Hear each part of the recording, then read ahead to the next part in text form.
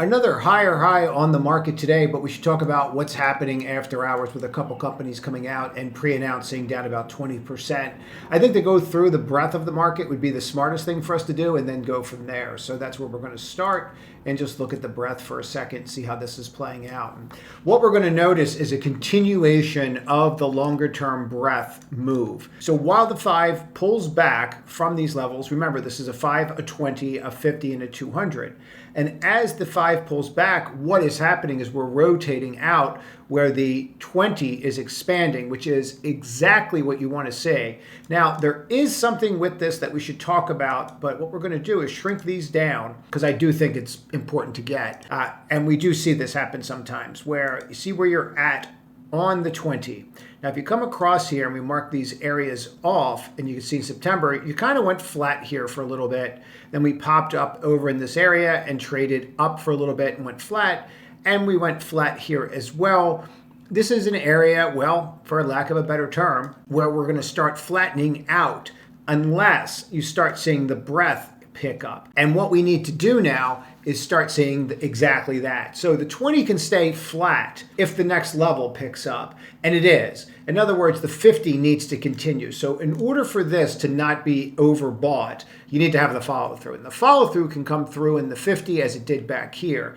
But if the 50 starts rolling over as the 22, or they use the 20, does, or how it does here, where that starts to roll over, then you have a problem. So now really, this is pretty much where we need it to be. We need the 50 to follow through, and then at the same time, we want to watch the 200, which takes forever to start following through. But we are seeing signs of that. We're seeing these higher highs right here on the 200, on the 50, and obviously on the 20, and we already, of course, had it follow through on the 5.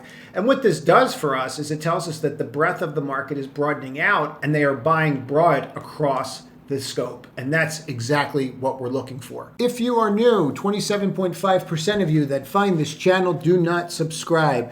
They go in a row, so you always want to subscribe, and they come out at different time, the videos, so hit the subscribe button as well as all notifications. Let's get to it. One of the things I like to do, even when I am day trading, is just take a look, and I call it from 34,000 feet, and just look at the chart in and of itself on a daily basis at the end of the day and say, okay, what exactly is happening here? And we have a bunch of these to go over because you have real leaders. And this isn't one of the leaders, but it's clear that you have a change in trend. So the biggest thing for you as a trader, especially a short-term trader, is knowing where you're supposed to be. In other words, you're supposed to be above your April 9th bar. If you're not where the cool kids are. The cool kids are all above their April 9th bar. They're also above their 55-day moving average. I use a 55. Some people use a 50.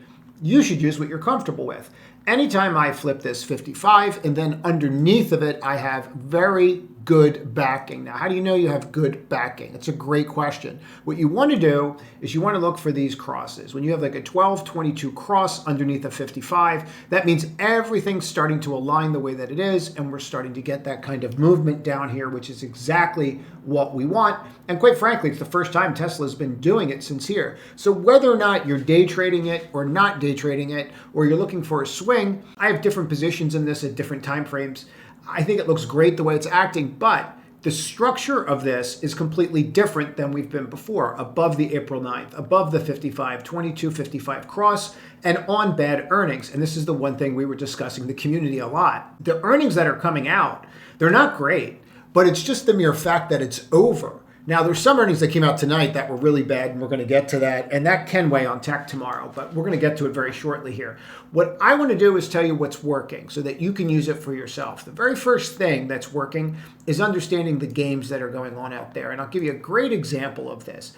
If we take a look at something like Tesla today, you're going to see a lot of these tests and retests and then movement on earnings. So if you were looking at something like this, you would look at this and go, oh, there's no pattern. But the pattern's pretty darn obvious. So in other words, what they're doing here is they're taking you back to key levels. They're looking for liquidity either on the long side or the short side, meaning up here, they're looking for what? They know they're going to have demand on the breakout, so they have supply up here. And then down here, they have what? Well, they have demand, so what are they looking for? Supply, and they're hitting the stops. But knowing why you moved here, knowing this, and knowing what games they're playing in here, once you can understand these games, you can then stay in moves like this and then trade them out. Let's talk about the games there's playing in here. I have a great live example for you, and then we can see why we should have gotten out up here, and then we can talk about how to utilize this going forward. And this is really important because this is the game right now. I always say when you're in different environments, you need different tools. Nothing could be exact situation where you need different tools right now than normal than what you're in right now. So let's get through that example and let's start looking at some of these names that came out with earnings. This is exactly what I want. I want to watch that rejection, because if I can get that rejection and then flip it, at least I know I have a shot at it. Even getting this is appealing.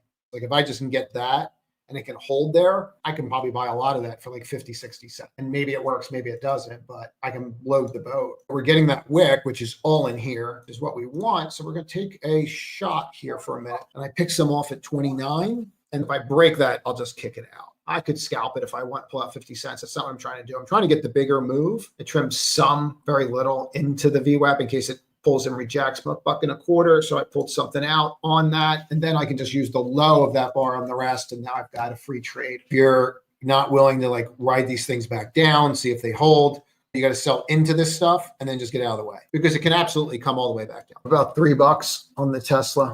Right into that, I'm going to trim some of that Tesla just in case they're going to do something wild here. Trim the Tesla buy, so up about 5. The rest on that's a break even. Now, if you did this again for the day trade when we bought here, you'd have to really be looking at this level and going, okay, why am I still in the trade? You should probably be out of it if you were just doing it for a day trade.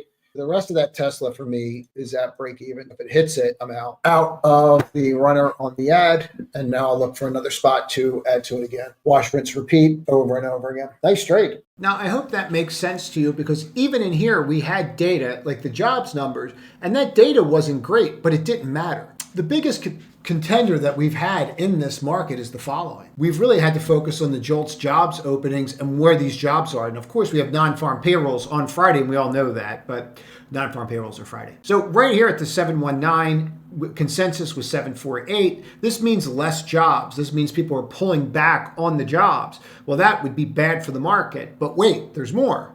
Quick reminder why we're here. You're going to get GDP data tomorrow. You're going to get a look at Chicago PMI, which is in a contractory phase. Anything at 45 is contractory.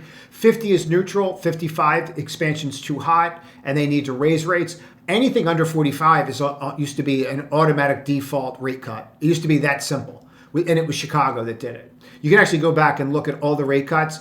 And if Chicago PMI was under 45, it was almost automatic. It's not like that anymore because of obviously all the moving parts. But core PCE, personal income, personal spending. This is going to be big data tomorrow, as well as we have the meeting this evening with another press conference. And we'll go from there. We always have that tariff news over our heads. But let's get back to it. So let's get to the meat and what's happening after hours, because I think it's super important for you to know this. We're down about 20% after hours, SMCI pre-announced. Now, to be clear, and I find this fascinating, but this is when SMCI came out and got their act together and said, everything's great.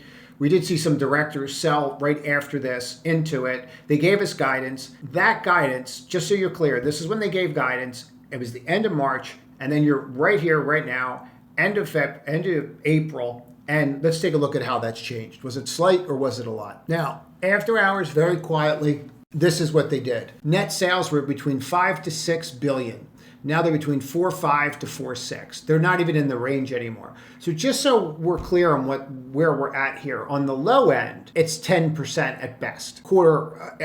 Not even a quarter's over, and they're 10% at best. If you took the high end, you'd be taking 1.5 billion, and obviously from the 1.5 billion off the high end, it's definitely more than that 10% number. This is frighteningly awful, like just disgustingly awful on how bad this is. 60 days ago, you're saying you're near 53 cents, and now you're coming in at 17. If you take the low end, you're cut in half. If you take the high end, it's 25%. This is really bad. The stock after hours is down, but quite frankly, I don't think it's down enough. And I think it's being buoyed by a couple things. Now, on the news, the stock obviously plummeted, and now we're just seeing the games after hours with the rallies and everything. Let's just put that pre and post in so you can see exactly what happens when that news hit. And then you get that initial plummet, and then you have the hopers and the dreamers going, hey guys, it's not that bad. It's that bad. It's really, really, really, 3 reallys bad. Can you trade up because everybody and their sister short it? Sure. And then you should just act accordingly with your stops. But at the end of the day, this is disgusting. There's no way that it doesn't get downgrades tomorrow. There's literally no way that it doesn't. But shorts could squeeze. That's always the case out there. It's a pretty crowded short, so it could happen. If that's the case, I would just wait for that to happen and then just look for areas of interest tomorrow to put that on. But they're going to take everybody with them. So you're going to see NVIDIA is going to be down about $3, $4 after hours. Let's clean all this off. And we can see that as well, that's down. What are we down? About $3 after hours. They took Dell down with them as well. And that's about, about $4. So they're taking the whole market down. It is what it is. And the hits really don't stop there after hours. And they will take the whole group down with them. You'll see AVGO down as well. But we have some other hits that are keep rolling. And Snap daily average users were down. They're not making as much money, so this is getting smoked. What's crazy to me is when they smoke this, and just disclosure time recording this, I am short SMCI and I am short Snap. But at the time, looking at this, what's so fascinating to me about this in particular was I don't know why everybody's shocked by this. I don't know anybody that actually uses this. But let's just take that for a second. This is what's always shocking to me. They smoke Meta on Snap, and they've always done this. And it's just crazy to me, but they constantly do this. So after hours, we just saw this drop $10 on this trillion-dollar company because Snap didn't have a good quarter. You're holding that 45, 46 level. You tend to hold that area. And so I would watch this area pretty closely after hours. But tomorrow night, Meta has earnings. And then after that, you'll also see that Reddit will drop on it as well. It's been a long day. Reddit will drop on it as well. And that presents an opportunity if you're interested. My concern with Reddit going into their quarter, and if anyone has a comment on this, I'd love to hear it. But this was when they said, hey, Google search is messing with them. And Google search is down. The growth is slowing. So are we going to see something like that again here? I don't know, but you're pretty washed out here anyway. Where I think this makes a lot of sense tomorrow is if you were looking to play Meta, this is what we were waiting for. I've been talking about this since Sunday with the guys in the community where we want Snap to miss because you want to buy Meta at the discount if you're trying to play it into earnings. But earnings are no guarantee. We saw this today with Spotify. Now, Spotify had every reason, and it did trade up later in the day, but Spotify had every single reason. You can see these levels. It's crazy how this works sometimes. But had every single thing on it to work. And absolute disgusting quarter. I think a lot of it was the FX conversion because they go off the Swedish krona. 24.7% are in the US. So when you convert back over with the dollar dropping, remember the dollar's gotten smoked. So you go back over. I think that might be it. But also their numbers were off a little bit, which I thought was interesting. Like out of all the apps, I'd be curious to hear this in the comments. Out of all the apps, what's the app that you can't do without? To me, it's either YouTube or it's Spotify. It has to be one of those two, I would think. I don't know what else is the one that you really you feel like you need. But when we saw these quarters before, they absolutely crushed, even if the numbers were weak. I just thought this was pretty interesting, and it did bounce, and we're seeing that after hours in a lot of these names. But you would think that Spotify would have had a good quarter. It held in there, and we'll see what that brings tomorrow. A couple others to go over that you should be aware of. And I'm seeing a pattern, and it's worth bringing the pattern up to you so that you can review it for yourself. Look for key levels and how you're acting at those key levels. And you guys are going to be like, well, geez, thanks, Rocky. No, seriously, watch how you're acting at those key levels. What do I mean? Everything's retracing. Even if you're breaking out, you're retracing. You might reverse after that day and go higher, but they're all retracing to some effect. Even the ones that just rip. If you take a look at something like, here's earnings. We have the earnings levels out. We rip off the open, then we come back down, we retest the gap fill, and then from there we absolutely continually rip. But you still filled the gap. So it doesn't matter the name. There doesn't really seem to be in a big hurry here with all the tariff news that we have outstanding to chase anything.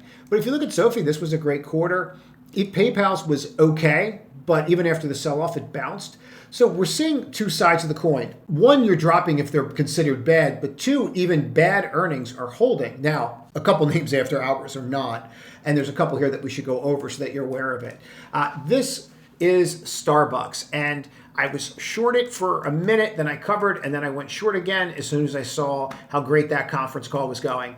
Take a look at this. Tell me when the CFO started speaking. What bar do you think it was? You think it might have been that bar? You can always tell when someone paints their vision and then the CFO explains how they're going to pay for that vision, right? It never fails.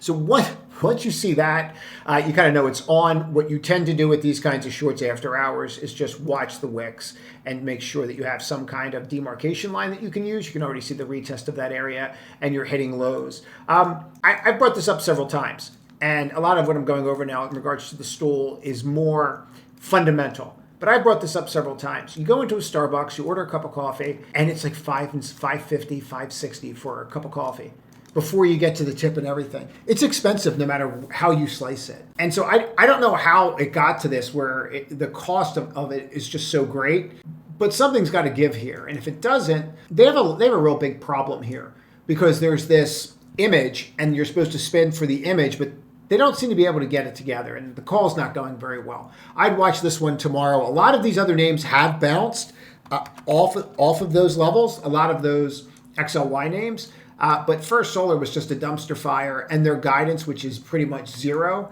is just a disaster. And all we did was sell straight down and have been unable to lift. So when we start to look at earnings after hours, it wasn't the best, guys.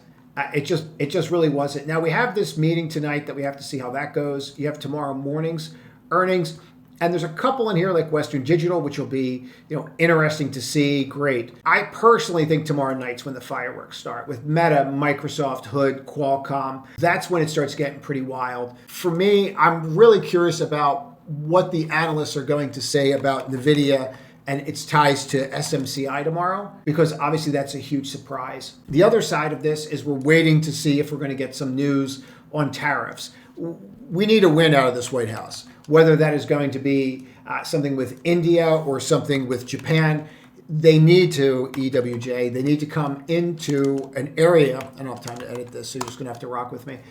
They need to come into an area where they have terms so that we're all on the same page with terms. And that's very important right now. We need to see progress. If you don't have progress this week or a framework and you have a bad NFP, I think the market could come in a little bit right now. But we are broadening out and they are shaking off some bad earnings, but some of these earnings they're not good. I mean, there's just really no other way to say it. But it does present an opportunity to trade. That is it.